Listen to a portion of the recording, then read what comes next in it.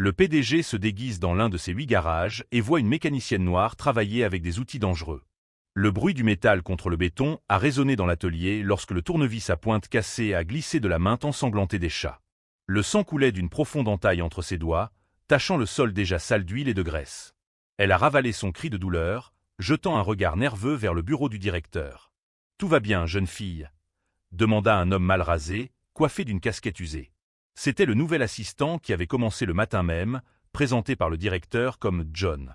« Je vais très bien », répondit sèchement Esha en enroulant un morceau de tissu sale autour de sa main. « Ce n'est pas comme s'ils allaient me donner une trousse de premier secours. » Marcus Blake observa la scène avec un nœud à l'estomac. Il y a seulement 3 jours, c'était John, le nouvel assistant sans qualification, embauché pour faire le sale boulot dans l'un des 8 garages du réseau qu'il possédait. Personne ici ne savait qu'il observait son propre patron. À 42 ans, Marcus avait hérité de l'entreprise de son père 6 ans auparavant et avait transformé un petit réseau local en une entreprise moyenne rentable. « Tu devrais aller à l'hôpital », suggéra Marcus en s'approchant. « Il faut te faire recoudre. » Esha rit amèrement. « Bien sûr, et perdre mon emploi? J'ai 2 enfants à la maison et un loyer à payer. Allez, aide-moi à soulever ce moteur pendant que Peter est au téléphone. » C'est alors que Marcus remarqua l'état des outils éparpillés sur le sol. Une clé dynamométrique maintenue avec du ruban isolant. Une perceuse sans protection. Des gants déchirés. Un cric hydraulique qui fuyait. « Pourquoi travaillez-vous avec un équipement pareil ?» demanda-t-il en feignant l'innocence. « Bienvenue dans le monde réel », répondit Esha en esquissant un sourire tandis qu'elle soulevait une pièce lourde avec son bras valide. Peter dit que le budget ne permet pas d'acheter de nouveaux outils. Pendant ce temps, il roule dans une BMW toute neuve. Depuis son bureau vitré, Peter Griffin, le directeur régional, observait la scène avec irritation. Un homme blanc d'une 50aine d'années, le ventre proéminent dans sa chemise de marque, s'approcha rapidement d'eux. « Esha, cette Honda Civic aurait dû être prête il y a 1 heure. » cria-t-il, ignorant sa main ensanglantée. « Et toi, le nouveau, transporte ces cartons à l'entrepôt où ta première semaine sera aussi la dernière. » Marcus remarqua qu'Esha se raidissait au son de la voix de Peter, comme si elle se préparait à recevoir un coup.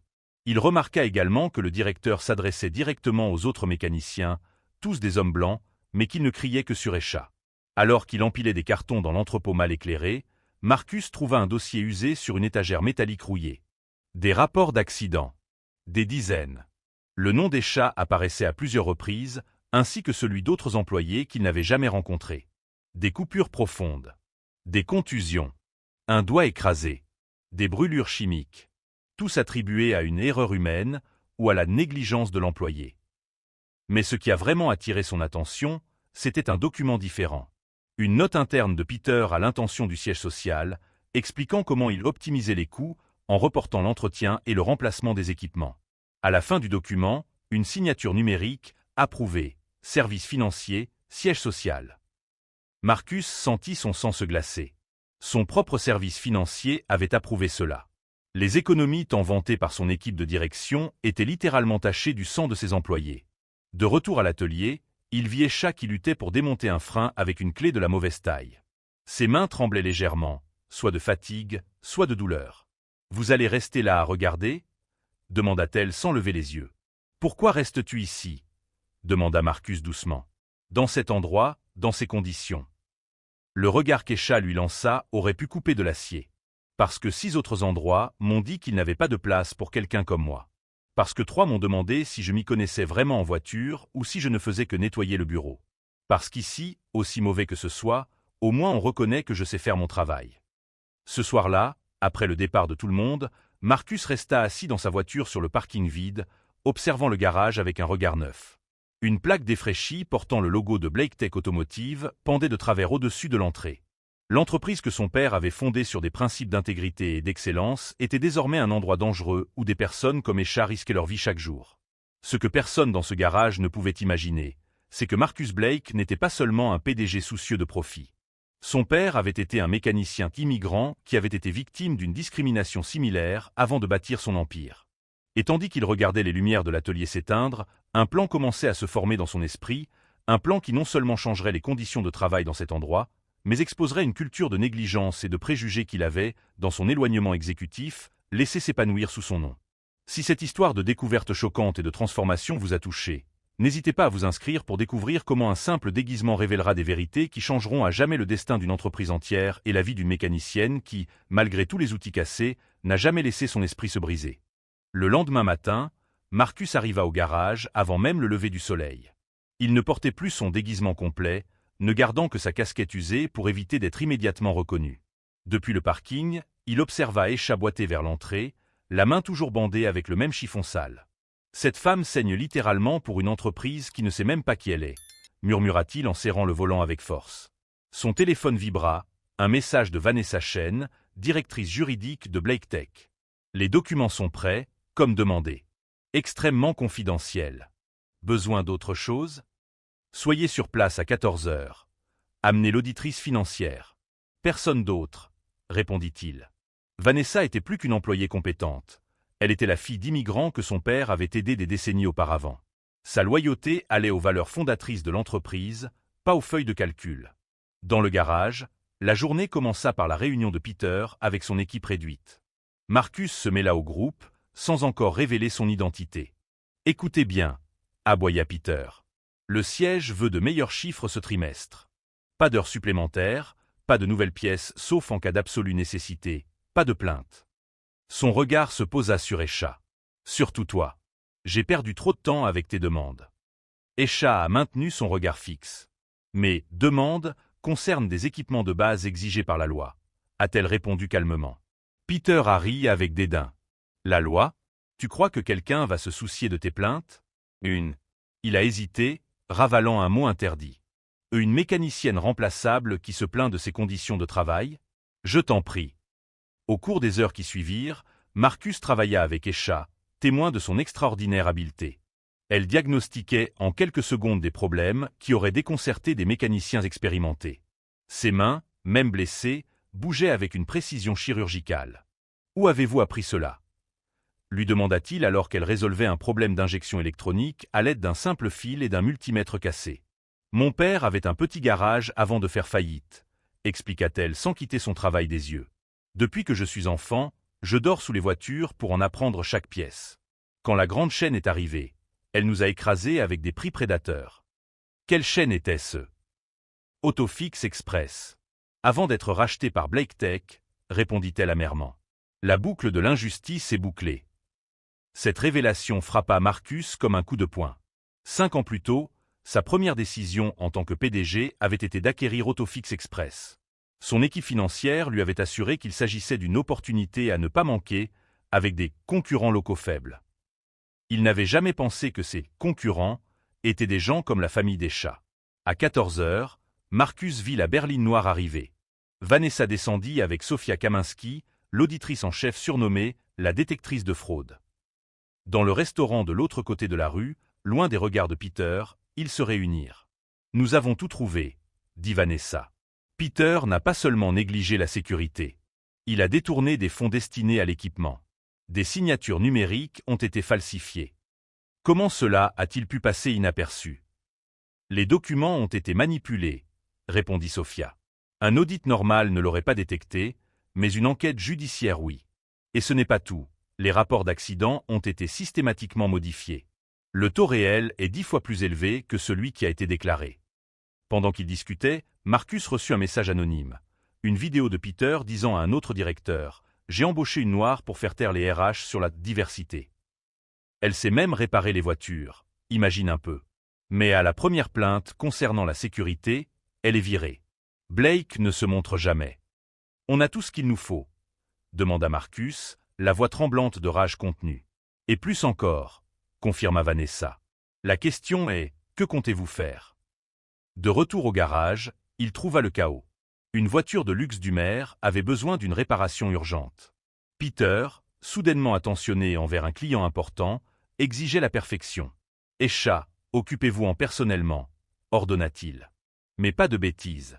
Cette voiture vaut plus que votre vie. » Marcus observait la scène lorsqu'il remarqua quelque chose d'inquiétant. Le cric hydraulique qui soutenait le véhicule présentait une fissure visible et fuyait. Peter entra avec le maire. « Venez voir comment nous prenons soin des VIP », se vanta-t-il. « Nous n'investissons que dans le meilleur équipement et le meilleur personnel. » Impressionnant, commenta le maire. J'ai toujours entendu d'excellentes choses sur Blake Tech. Intégrité et excellence, n'est-ce pas? Absolument, sourit Peter. Notre PDG, Marcus Blake, a donné la priorité à ces valeurs depuis le début. C'est alors que le vérin hydraulique émit un bruit aigu.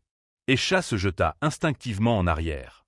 Peter se précipita vers elle, furieux. « Qu'est-ce que tu fais » siffla-t-il. « Tu fais honte à l'entreprise devant. » Le vérin céda dans un bruit sourd, faisant tomber le véhicule. Si quelqu'un s'était trouvé en dessous. Le maire pâlit. Mon Dieu, quelqu'un aurait pu mourir. Peter, paniqué, tenta de se rattraper. Un accident inhabituel. Probablement une erreur humaine ou un sabotage. Ce n'était pas une erreur humaine, l'interrompit Esha, qui finit par exploser. Je vous alerte sur cet équipement depuis des mois. J'ai des emails, des formulaires, tout est documenté. Vous êtes viré. Sur le champ, vociféra Peter.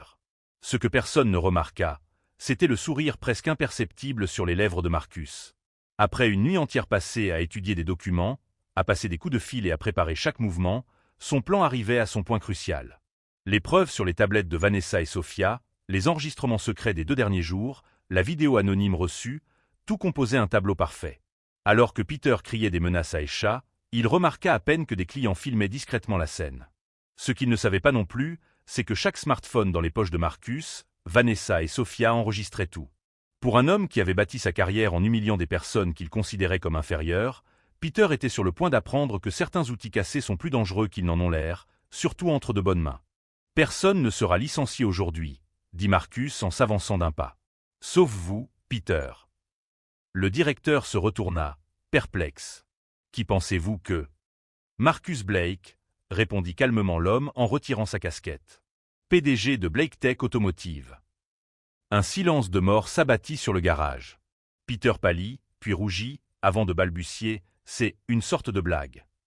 Le maire, qui observait attentivement, murmura, une enquête interne. Quelque chose comme ça, confirma Marcus, tandis que Vanessa et Sophia entraient dans le garage avec leurs tablettes. Et nous avons recueilli suffisamment de preuves. Esha resta immobile, essayant de concilier l'assistant maladroit avec le PDG qui se tenait devant elle. C'est ridicule, tenta Peter en forçant un rire. Vous ne pouvez pas. Vanessa tourna sa tablette vers lui. Sur l'écran, un message clair. J'ai embauché une femme noire pour faire taire les RH sur la diversité. À la première plainte concernant la sécurité, elle est virée. Les détournements financiers expliquent aussi quelque chose, demanda Sophia en montrant des feuilles de calcul détaillées. Les rapports falsifiés, les signatures contrefaites. Le maire s'éloigna comme si Peter avait une maladie contagieuse. C'est criminel. J'ai fait ce qu'il fallait pour préserver vos maudits profits, explosa Peter en pointant Marcus du doigt. Vos objectifs impossibles. Vos coupes budgétaires. Un murmure parcourut l'atelier. Les autres mécaniciens échangèrent des regards gênés. Vous avez raison, admit Marcus, surprenant tout le monde. Je suis également coupable. Esha leva les yeux, choqué par cet aveu. J'ai délégué sans vérifier correctement. J'ai donné la priorité aux chiffres plutôt qu'aux personnes, continua Marcus en la regardant droit dans les yeux. Cela prend fin aujourd'hui. Se tournant vers Peter, mais votre culpabilité va plus loin. Vous avez choisi de maltraiter les gens, de les discriminer, de mettre des vies en danger pour vous remplir les poches. Marcus appela la sécurité, qui escorta Peter dehors alors qu'il criait des menaces de poursuites judiciaires. À partir d'aujourd'hui, ce garage est fermé pour rénovation complète, annonça Marcus. Tout le monde recevra un congé payé intégral. À la réouverture, il y aura du nouveau matériel et une nouvelle direction. Il se tourna vers Esha. Des gens qui connaissent les voitures et qui apprécient les gens. Si cela vous intéresse. Esha le fixa longuement. Pourquoi devrais-je te faire confiance? Tu as déjà admis que tu avais laissé cela se produire. Tu n'as pas à me faire confiance, répondit-il honnêtement. Je mérite ta méfiance. Mais tu auras toute l'attitude pour mettre en place des normes de sécurité. Chaque demande sera approuvée. Et tu seras dédommagé pour toutes ces années de risques inutiles. Le maire intervint. Mon administration peut désigner un inspecteur indépendant pour surveiller les améliorations. Une semaine plus tard, la transformation était visible.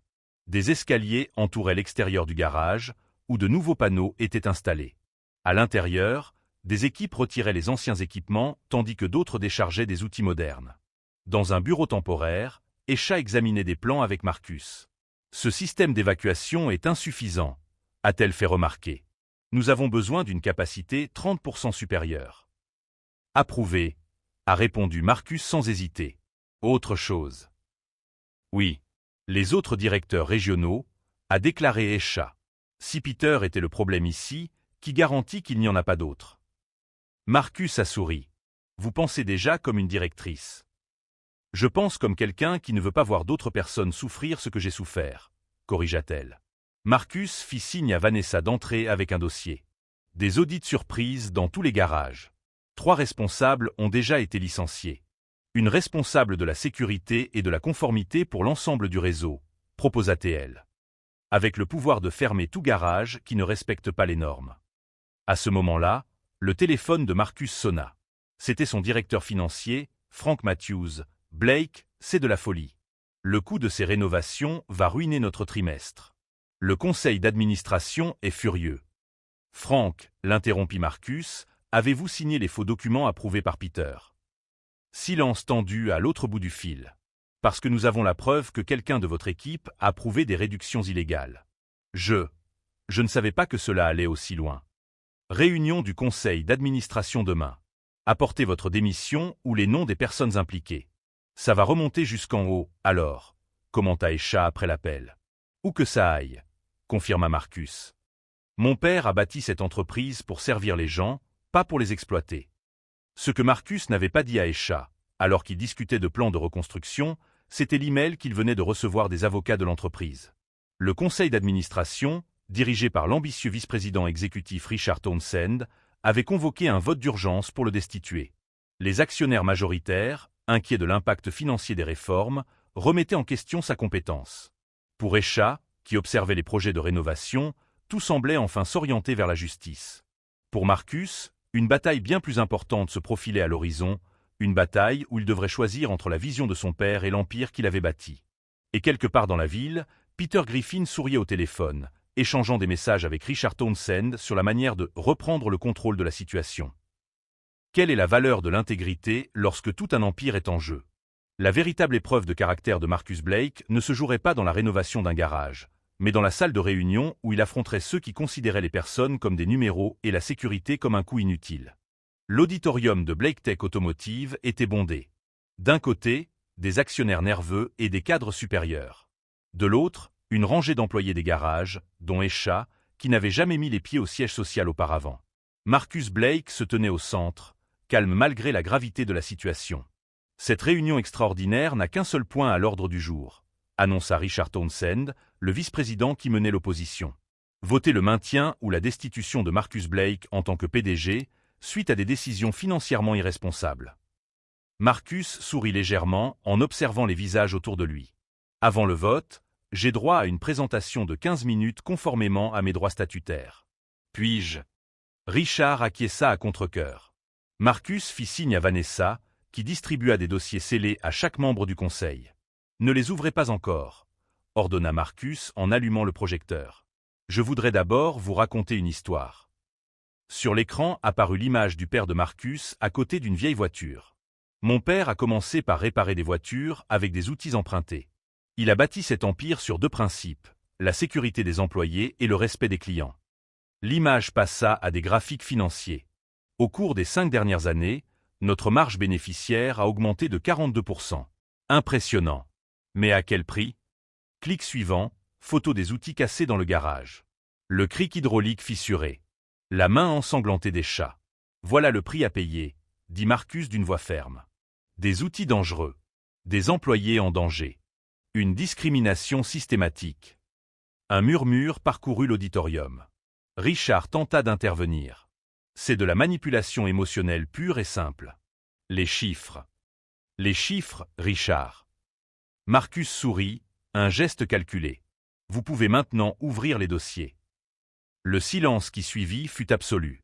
Les dossiers contenaient des rapports détaillés sur les détournements de fonds, les signatures falsifiées et les enregistrements transcrits, dont plusieurs de Richard lui-même discutant avec Peter de la manière de réduire les coûts inutiles liés à la sécurité et de garder cette fille noire à sa place. Blake Tech n'est pas seulement une entreprise de garage, continua Marcus. C'est un héritage. Un symbole d'intégrité que mon père a construit. Et j'ai failli le détruire par négligence. Escha se leva, surprenant tout le monde. Si vous me le permettez, dit-elle clairement, je n'ai jamais assisté à une réunion d'entreprise auparavant. Mais puis-je vous montrer quelque chose? Marcus acquiesça, intrigué. Escha releva sa manche, révélant une profonde cicatrice sur son avant-bras. Cela s'est produit lorsqu'un ascenseur s'est effondré. Je n'ai reçu aucune indemnisation, ni de soins médicaux adéquats. J'ai continué à travailler parce que je devais nourrir mes enfants. Elle regarda les actionnaires. Vous gagnez des millions grâce à notre sueur. Grâce à notre sang. Si cela n'a aucune importance pour vous, pensez aux coûts juridiques lorsque ces accidents seront rendus publics. Lorsque les pratiques discriminatoires seront exposées au grand jour. La tension était palpable. Richard, pâle, tenta un dernier coup. Même ainsi, les réformes proposées par Marcus sont financièrement irréalisables. Vraiment. Marcus cliqua à nouveau sur le projecteur. La première phase des réformes a déjà été mise en œuvre dans le garage modèle. Après 3 semaines de fonctionnement, la productivité a augmenté de 28%. Réclamation des clients, 0. Et la grande surprise? Nouvelle diapositive, un graphique ascendant.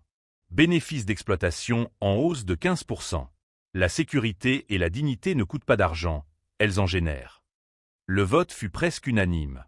Marcus resterait PDG. Le plan de réforme serait mis en œuvre dans tout le réseau. Et Richard, ainsi que 3 autres cadres impliqués dans le complot, furent démis de leurs fonctions et devaient faire face à des procédures internes. 3 mois plus tard, Marcus inaugurait le nouveau siège du département sécurité et conformité de Blake Tech. Escha, désormais directrice exécutive du département, coupait le ruban rouge sous les applaudissements. Chaque garage dispose désormais d'équipements de pointe, annonçait-elle aux journalistes présents.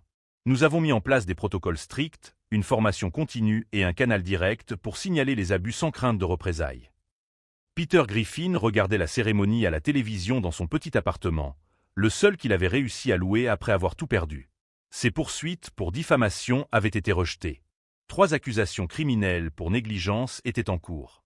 Ironie du sort, aucun garage ne voulait l'embaucher, même pas comme laveur de voiture. Après la cérémonie, Escha a trouvé Marcus en train de regarder le portrait restauré de son père dans le hall principal. « Il serait fier », a-t-elle commenté. « De nous deux », a répondu Marcus. « Vous savez ce qui m'impressionne le plus? Comment il a réussi à résoudre des problèmes mécaniques complexes avec des outils cassés pendant si longtemps. » Escha sourit. « C'est ce que font les gens comme moi toute leur vie. Nous improvisons. Nous nous adaptons. Nous survivons avec le minimum. Imaginez ce que nous pourrions accomplir avec les bons outils. » La semaine suivante, Blake Tech a lancé un programme de bourse pour les jeunes mécaniciens issus de communautés défavorisées. Le centre de formation, installé dans le garage 3 rénové, portait le nom du père d'Escha, le petit mécanicien qui avait perdu son entreprise au profit de sociétés prédatrices des années auparavant. Une équipe de télévision a filmé la première promotion de diplômés recevant leur trousse à outils professionnels. Parmi eux se trouvaient les 2 fils adolescents d'Escha. « Ma mère m'a appris que peu importe à quel point on essaie de vous briser, » a déclaré le fils aîné à la caméra, « c'est ce que vous construisez à partir des morceaux brisés qui comptent vraiment. » Dans son bureau, Marcus regardait l'émission avec un sourire satisfait. Son téléphone vibra, nouveau record de bénéfices trimestriels. L'intégrité était finalement le meilleur modèle commercial. Parfois, nous devons nous déguiser pour voir la vérité nue. Et parfois, ce sont précisément ceux que la société tente de briser qui ont la force de réparer des systèmes entiers. Si cette histoire de transformation et de justice vous a touché, inscrivez-vous dès maintenant pour découvrir d'autres récits qui prouvent que le véritable succès ne se mesure pas seulement en termes de profit, mais aussi en termes de dignité que nous accordons à chaque personne qui croise notre chemin.